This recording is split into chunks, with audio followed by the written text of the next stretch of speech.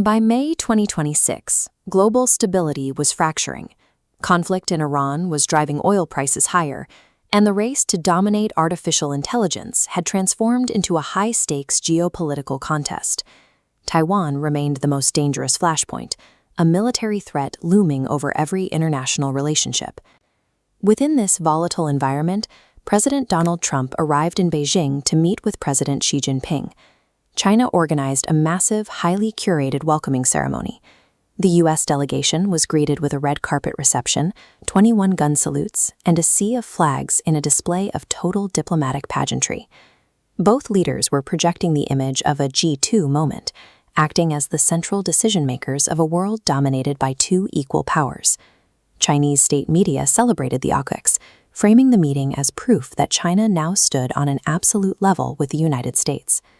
This flawless public performance masked a world on the brink. It left observers questioning whether the summit represented a genuine breakthrough or merely a highly choreographed illusion. Beijing utilized luxury diplomacy to project cultural power, hosting Trump at historic sites and grand state banquets. This elite experience stood in sharp contrast to the reality for staff and reporters outside, who were reportedly served McDonald's meals while the leaders dined in luxury. The public focus quickly shifted to economic wins. Powerful U.S. business executives from the tech and aviation sectors joined the delegation to push for new trade agreements. Negotiations centered on massive Chinese purchases of American agricultural products and Boeing aircraft, seeking to ease long-standing trade tensions. Both leaders shared a motivation for these deals. They each required domestic economic stability to maintain their political standing. These trade wins provided a convenient public-facing smokescreen, allowing both sides to project cooperation while their existential battles continued out of sight. Once the cameras were removed, the discussion turned to the tech Cold War, the first major hidden battle of the summit. The U.S. strategy involves strictly limiting China's access to advanced AI chips to maintain technological supremacy. China is countering with an aggressive push for technological independence, aiming to remove U.S. restrictions and dominate the AI sector. Behind closed doors, they addressed the growing crisis in Iran. The U.S. wanted Chinese cooperation to prevent a wider war threatening global oil supplies. China's reliance on energy imports forced a quiet alignment to protect critical shipping routes in the Middle East. The climax of the private negotiations centered on Taiwan.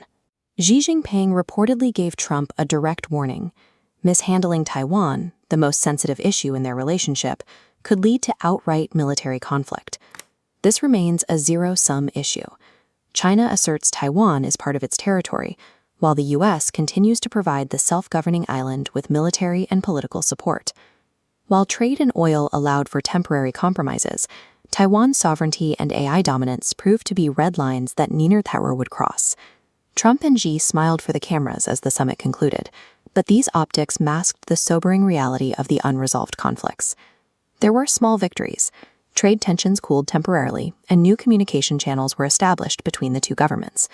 However, the image of a G2 world triggered deep anxiety among America's allies. Both Japan and Taiwan watched from the sidelines, cautious about what these high-level optics meant for their own security.